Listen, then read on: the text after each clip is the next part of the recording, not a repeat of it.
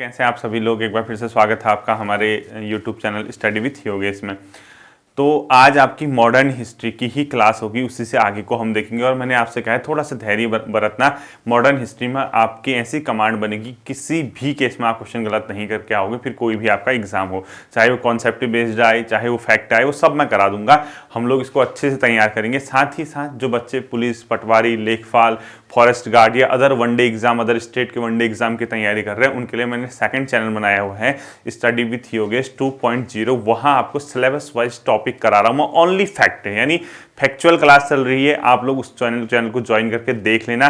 पसंद आता है तो ज्वाइन करना, नहीं आता तो एग्जिट कर लेना, ठीक है। उससे आपका काम आसान हो जाएगा। बहुत इंपॉर्टेंट उसमें मैं फैक्ट करा रहा हूं, ठीक है। देखिए, आज की क्लास आपके लिए बहुत इंपॉर्टेंट है, क्योंकि इसी के माध्यम से आप सहायक संधि प्रणाली को समझ पाएंगे।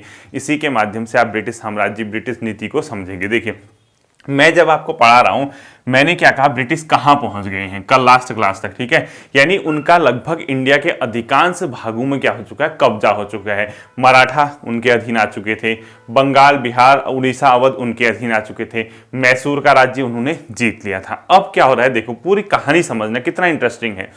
अब ब्रिटिश यहां स्थापित तो हो गए हैं। अब भाई शासन प्रशासन चलाने के लिए रोकड़ा कहां से आएगा, पैसा कहां से आएगा, रेवेन्यू कहां से आएगा। एक तो ये चीज, यानी सबसे बड़ी उनकी नीतियां आप कैसे चेंज होंगी, उन्हें राजस्व चाहिए, यानी रेवेन्यू, ठीक है। एक तो उनको किसकी दरकार है, राजस्व की दरकार है, रेवेन्यू, इसके लिए उनको पॉलिसी।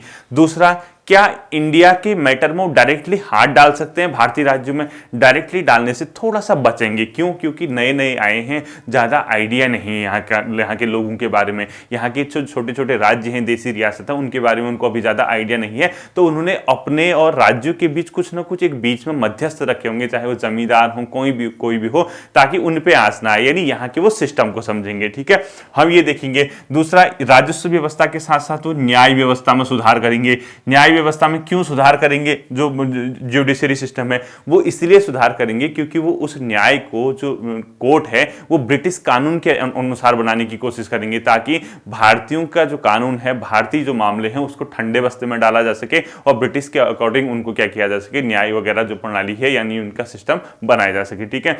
मैंने कल आपको मतलब हेस्टिंग तक पढ़ाया था, वॉरेन हेस्टिंग तक। उससे आगे आज हम लोग देखेंगे। अब हेडिंग आपको डालनी है लॉर्ड कॉर्नवालिस, ठीक है, लॉर्ड कॉर्नवालिस।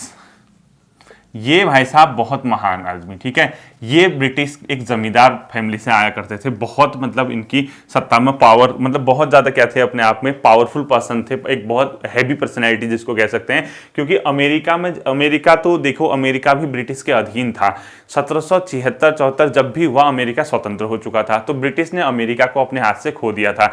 अब ब्रिटिश का टोटल फोकस इंडिया यानी ईस्ट की ओर था, यानी पूर्वी जो देश हैं, और उसके लिए उनको यहाँ ऐसी रणनीति बनानी थी, एक स्ट्रॉन्ग पर्सनैलिटी को भेजना था। तो उन्होंने भारत में किस भाई साहब को भेज दिया, लॉर्ड कॉर्नवालिस को भेज दिया, ठीक है। कॉर्नवालिस जब आए तो उससे पहले मैंने आपको संवैधानिक विकास वाला चैप्टर पॉलिटी में कराया था। तो इसके कहने पर एक स्पेशल एक्ट लेके आए थे, वो था 1786 का एक्ट, ठीक है।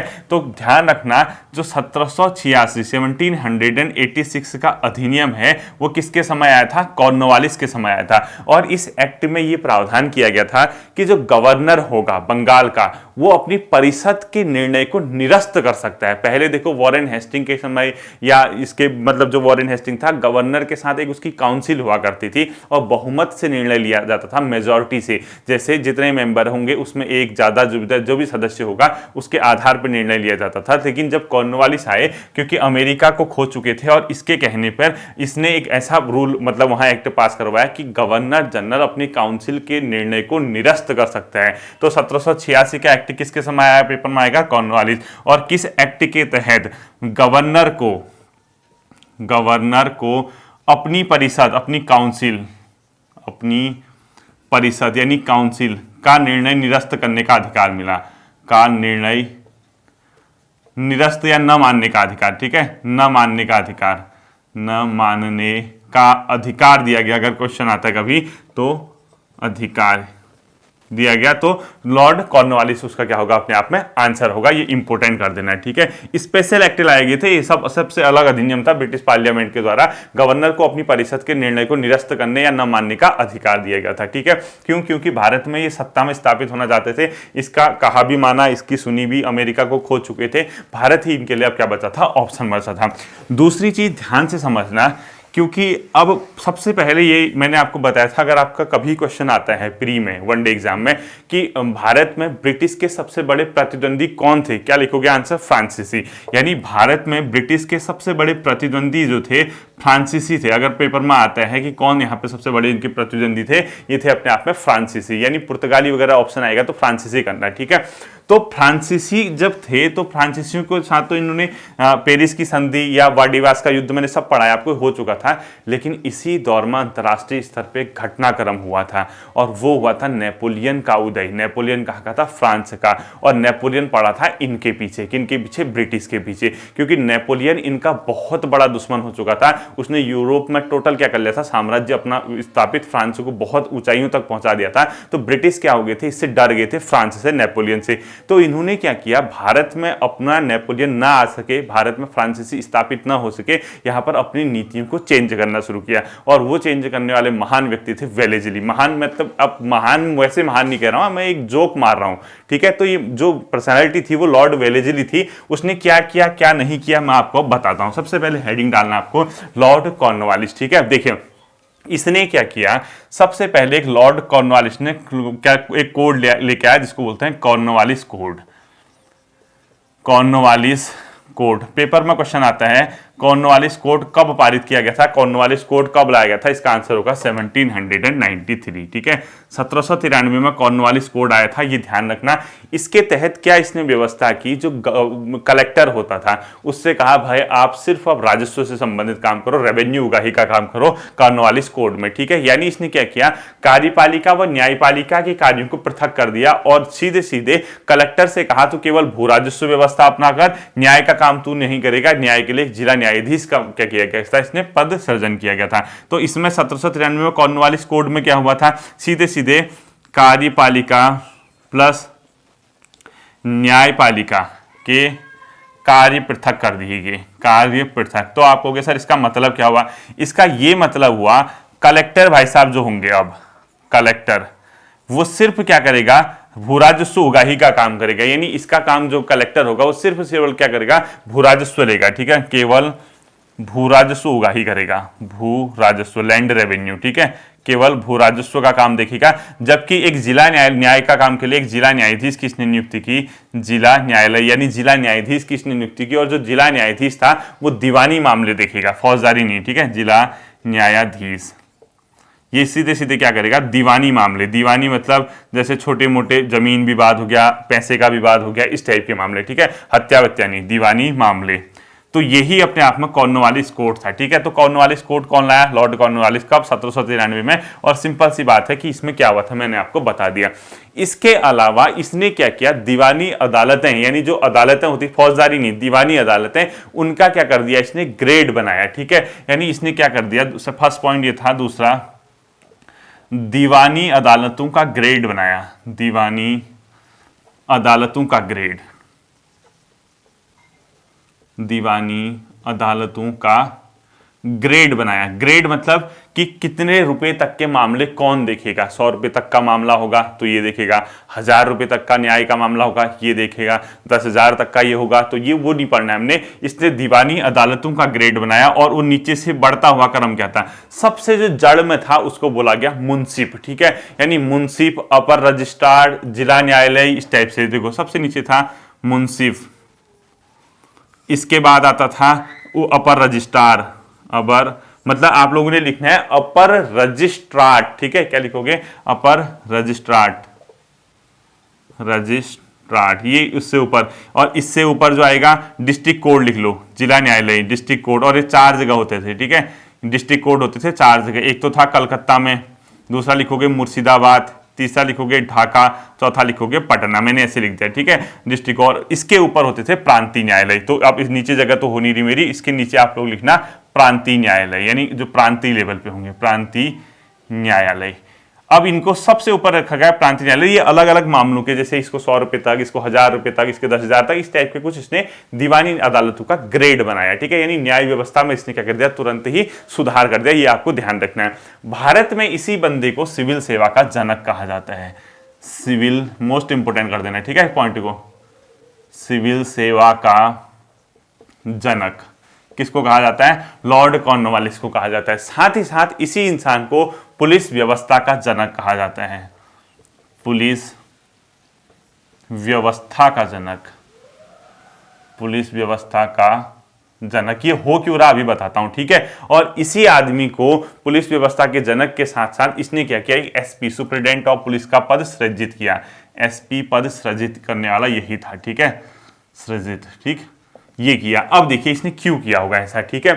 भारत में जब ये स्थापित हुए, शासन राज्यों को तो कवर कर लिया, अब इनको ये चाहिए था कि इनका प्रशासन, इनकी न्याय व्यवस्था, इनकी रेवेन्यू सिस्टम इनके अकॉर्डिंग हो, ताकि कोई भी अगर बवाल खड़ा हो भारतीय राज्यों के द्वारा, भारतीय लोगों के द्वारा, ये अपने तरीके से उनको डील कर सके, चीजों को दबा सके। देखो सिविल सेवा ले आए, अपने हिसाब से अधिकारी नियुक्ति किए ताकि मामले को दबा सके। भारत में इस्पात का चौखट कुछ इस टाइप का कहते हैं इसको, ठीक है, वो छोड़ दीजिए।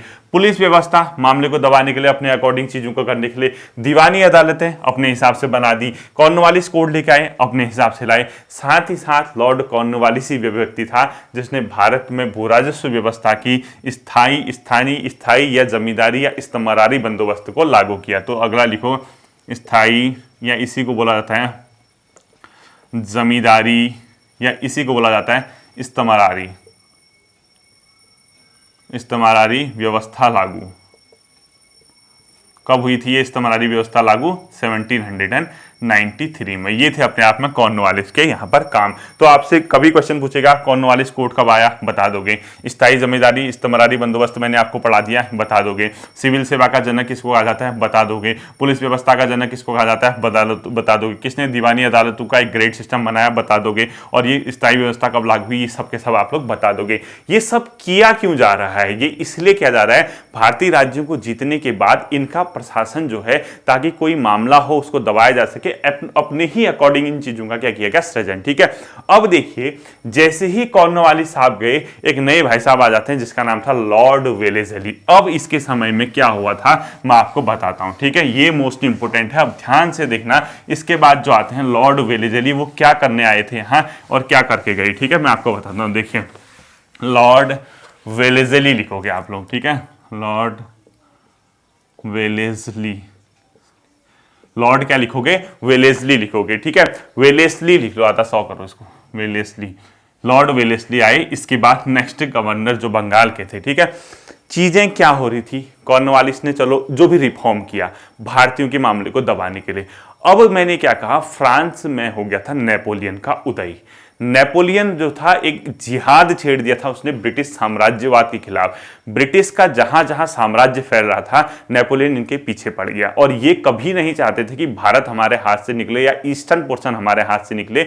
तो इसने क्या चालाकी चली कि अधिकतम भारतीय राज्यों को अपने में शामिल किया जाए धीरे धीरे, और अपने में शामिल किसी भी बाई हुक एंड क्रुक, किसी भी तरीके से, चाहे वो युद्ध ही क्यों ना करना पड़े। और इसमें ध्यान देना, मैसूर एक ऐसा राज्य था, ध्यान से सुनना, जिसका ब्रिटिश के अपेक्षा फ्रांस के साथ अच्छे संबंध थे, टीपू सुल्तान के। यानी टीपू सुल्तान जो था मैसूर का राजा, उसके किसके साथ संबंध थे, अपने आप में फ्रांसीसियों के साथ। तो फ्रांसीसी सबसे बड़े प्रतिद्वंदी किसके थे, मैंने बताया भारत में ब्रिटिश के प्रतिद्वंदी। तो मैसूर कभी भी देखना उसकी जो लोकेशन थी वो साउथ में थी, इजीली क्या कर सकते थे, इस पोर्शन से अपने आप में मैसूर जो राज्य था वो यहाँ जो हिंद महासागर या अरबियन सी है, यहाँ से कोई भी उसके साथ संबंध स्थापित करके भारत में स्थापित हो सकता था।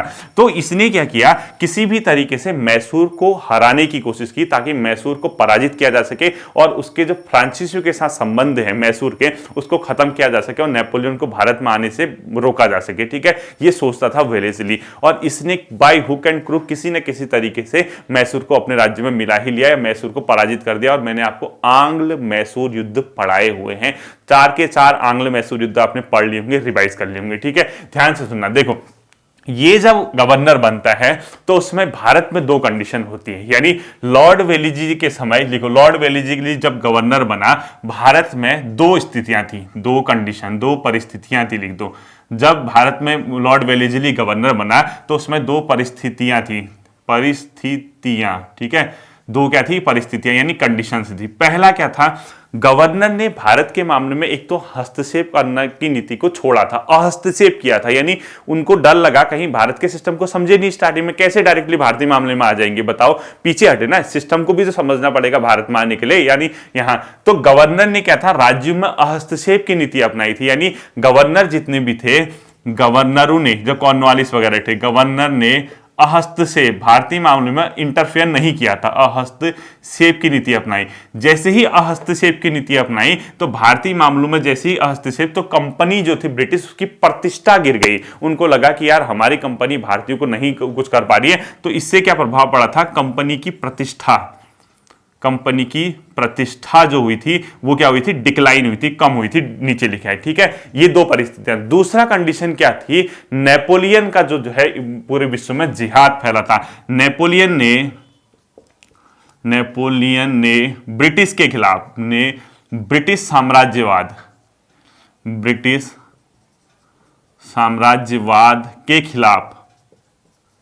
के खिलाफ जिहाद छेड़ा था। जिहाद मतलब इनके पीछे पड़ा था वो, ठीक है, कि इनको हम रोकेंगे। ये दो कंडीशन थी। अब ये आए, इनको लगा कि यार अब हमें कुछ ना कुछ तो करना होगा, चीजों को अपने अकॉर्डिंग ढालना ही होगा।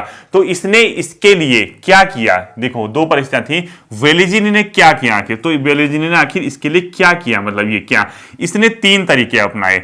एक तो इसने युद्ध की नीति अपनाई। कौन सी नीति अपनाई, युद्ध। दूसरा इसने मोस्ट इंपोर्टेंट जो चीज है वो है सहायक संधि।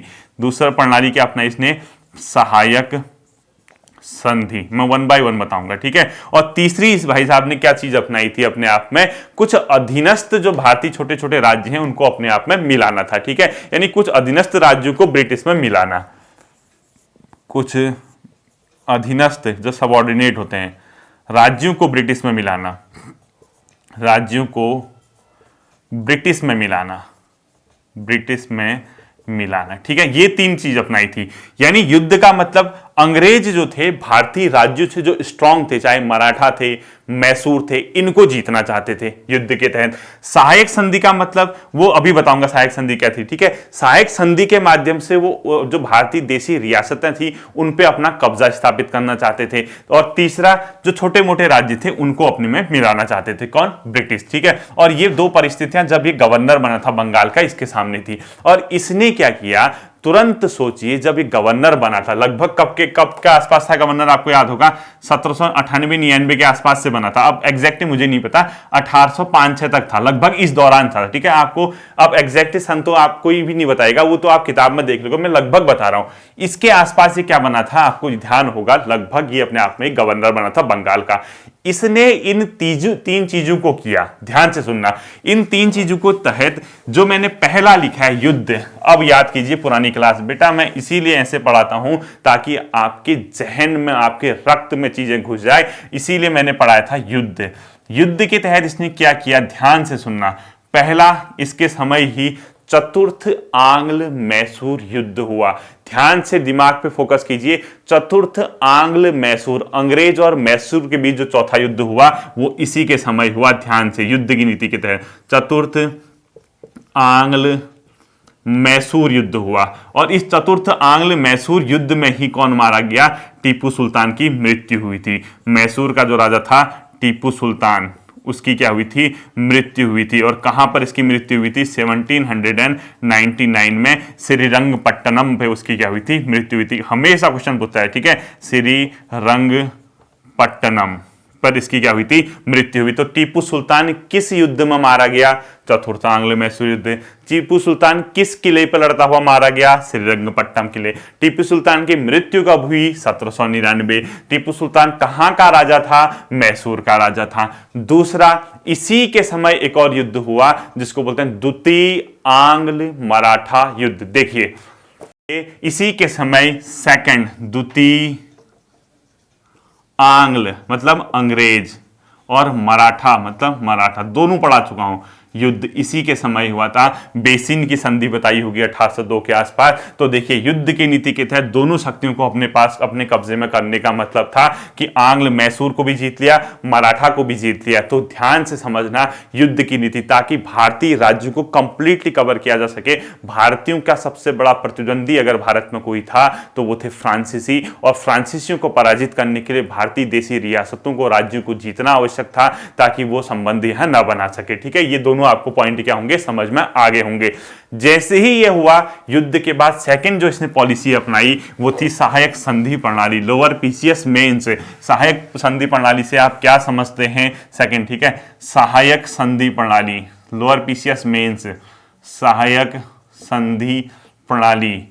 सहायक संधि प्रणाली से आप क्या समझते हैं, किस प्रकार से ब्रिटिश ने इस संधि के माध्यम से भारतीय देशी रियासतों या भारतीय राज्यों को अपने कब्जे में लिया, या सहायक संधि प्रणाली से आप क्या समझते हैं, यह किस प्रकार से ब्रिटिश साम्राज्य की नींव यहां पर रखता है। इस प्रकार से कुछ क्वेश्चन आने की संभावना है। या सहायक संधि प्रणाली क्या थी, इसके ब्रिटिश को क्या फायदे हुए, क्या भारतीय राज्यों को नुकसान हुआ, जो भी क्वेश्चन पूछता है। तो सेकंड चीज इसने क्या कर दी भाई साहब, सहायक संधि प्रणाली को इसने लागू किया। तो क्वेश्चन आएगा, भारत में सहायक संधि प्रणाली को लागू करने वाला कौन था, लॉर्ड वेलेजली। वन लाइनर के हिसाब से देखिए ये क्या था, इसके सबसे पहले जो नींव डाली थी, पर सर्वप्रथम नींव, ठीक है, सर्वप्रथम नींव जो डाली थी, एक फ्रांसीसी गवर्नर हुआ करते थे, फ्रांसीसी था, वो फ्रांस का था, ठीक है, उसका नाम था डुप्ले। क्या था, डुप्ले। अगर इसका नाम नहीं आएगा तो डुप्ले का आएगा, ठीक है। उसके बाद 1765 ईस्वी के आसपास जो रॉबर्ट क्लाइव मैंने पढ़ाया था, रॉबर्ट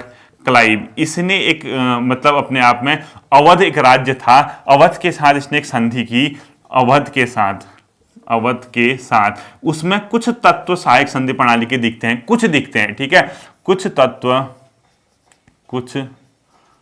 तत्व सहायक संधि, ये नहीं लिखना है लोअर वालों को, ठीक है, ये लोअर पीसीएस वालों को, ये तो मैं ऐसे ही बता रहा हूं, प्रणाली के, ठीक है, कुछ तत्व दिखते हैं कि, यानी ये आप नहीं कहोगे कि ये सहायक संधि थी। उसके बाद 1787 के आसपास जब कॉर्नवालिस आया था 1787 में, कॉर्नवालिस इसने क्या किया, कर्नाटक के साथ, कॉर्नवालिस ने कर्नाटक के साथ एक संधि की, कर्नाटक के साथ, और उसमें यह कहा गया कि आप अपने विदेशी संबंध कंपनी से पूछ के ही स्थापित करेंगे, यानी कंपनी के परामर्श से ही आप विदेशी संबंध रखेंगे, कंपनी के परामर्श से फॉरेन पॉलिसी होगी आपकी, विदेशी संबंध, ठीक है। परंतु ये छुटमुट चीजें थी, वास्तविक रूप से सैद्धांतिक रूप से जो सहायक संधि प्रणाली लागू की वो की थी लॉर्ड वेलेजली ने, यानी सैद्धांतिक। इसको ऐसी क्वेश्चन आपको ध्यान में रखना है कि इसको वास्तव में किसने लागू किया था, सैद्धांतिक रूप से, ठीक है। तो इसको क्या लिखोगे, सैद्धांतिक रूप से किसने इस प्रणाली को लागू किया था, लॉर्ड वेलेस्ली ने। ये बहुत इंपॉर्टेंट है, इसको इंपॉर्टेंट कर देना। भारत में सहायक संधि प्रणाली लागू करने वाला गवर्नर कौन था, वेलेस्ली था, ठीक है, लॉर्ड वेलेस्ली इसका नाम था। ये क्वेश्चन पेपर में पूछा जाता है। अब मेन चीज तो ये है, लोअर पीसीएस हो या कोई भी एग्जाम हो, वो क्या लिखेंगे, सहायक संधि प्रणाली क्या थी, कैसी थी, मैं पूरा समझाता हूँ, ठीक है। इतना आपने क्या कर लिया होगा, नोट कर लिया होगा। अब देखिए इसमें क्या था बच्चों, सहायक संधि प्रणाली में अब भारतीय राज्य को तो जीत लिया था, नाम करनी थी, एक एग्रीमेंट करना था, ठीक है। एग्रीमेंट कैसे होता था, क्या होता था, वो मैं आपको समझाता हूं। पहली चीज क्या थी, इस प्रणाली के तहत सहायक संधि प्रणाली, पहला पॉइंट क्या था, इसके अंदर लिखोगे, जो जिसके साथ ये संधि होती थी, जिस भी राज्य के साथ, वो या जिसके जो छोटा मोटा भारत का राज्य होगा जिसके साथ ये एग्रीमेंट किया जाएगा, वो अपने वहां एक ब्रिटिश रेजिडेंट रखेगा। ब्रिटिश रेजिडेंट एक आर्मी का ऑफिसर टाइप का मान के चलो, उसके अंदर एक आर्मी की टुकड़ी होगी, यानी एक सहायक संधि प्रणाली जिस राज्य के साथ भी होगी वो क्या रखेगा, ब्रिटिश रेजिडेंट रखना होता था। तो लिखो, जिस राज्य के साथ सहायक संधि प्रणाली होती थी, पूरा लिखना, जिस राज्य के साथ सहायक संधि प्रणाली होती थी उसे एक ब्रिटिश रेजिडेंट रखना होता था। जिस राज्य के साथ सहायक संधि प्रणाली होती थी उसे एक ब्रिटिश रेजिडेंट रखना होता था, पहला पॉइंट, ठीक है। सेकंड पॉइंट, उस ब्रिटिश रेजिडेंट ने क्या करना था, अब देखो ऐसे ही लिख दो, ब्रिटिश रेजिडेंट रखना होता था। ये जो ब्रिटिश रेजिडेंट यानी आर्मी की जो टुकड़ी होगी, ये क्या करेगी, उस राज्य के आंतरिक अशांति यानी इंटरनल अगर पीस नहीं है, वहां पर कुछ गड़बड़ होगी, विद्रोह हो गया अंदर, प्लस बाह्य आक्रमण यानी उस राज्य पर किसी बाहरी शक्ति ने आक्रमण कर दिया पर रक्षा करेगी। ठीक है, यानी ये कहा गया था, शब्द थे सिर्फ कि हम जो ब्रिटिश रेजिडेंट रखोगे और वो आपके वहां अगर आंतरिक अशांति होगी या बाह्य आक्रमण होगा, उस केस में आपके राज्य की क्या करेगी, वो रक्षा करेगी। पहला पॉइंट ये था।